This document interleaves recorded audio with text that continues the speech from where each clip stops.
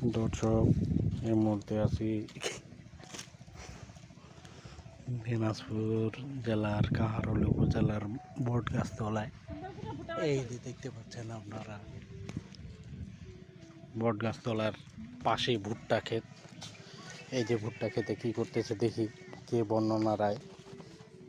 এটা বর্ণনা নাকি? দেখি মুখটা একটু, বাবারে দাঁত বাইর করে ফেলাইছে। ভুট্টা খেতে কি করছেন?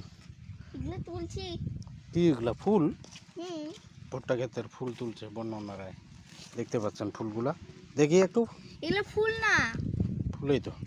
ফুল কিন্তু হচ্ছে যখন রান্না করব তখন ও এইগুলা আমরা ফেসবুকে হচ্ছে দেখেছিলাম যে এগুলো হচ্ছে মা কি বানানো হচ্ছে, ও মা বড়া, সেমাই বানানো, সেমাই রান্না করা হয়। দিয়া।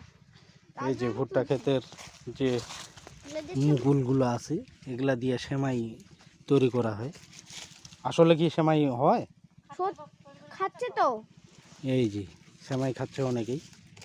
ভুট্টা ক্ষেতের এই যে ফুলগুলা দেখতে পাচ্ছেন, যে ভুট্টা ক্ষেতের এই ফুল দিয়ে খুব সুন্দর সেমাই তৈরি হয়। আজকেই জানলাম, তাই আপনাদের জানাচ্ছি। এই যে দেখেন, উফ কি সুন্দর, নরম আছে অবশ্য। আপনারা ওইভাবে সেমাই রান্না করে খাবেন, খুব সুস্বাদু খাবার।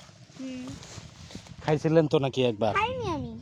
ও কিন্তু হচ্ছে আমি হচ্ছে ফেসবুকে দেখেছি তো, তার জন্য আমি ও ফেসবুকে দেখছে।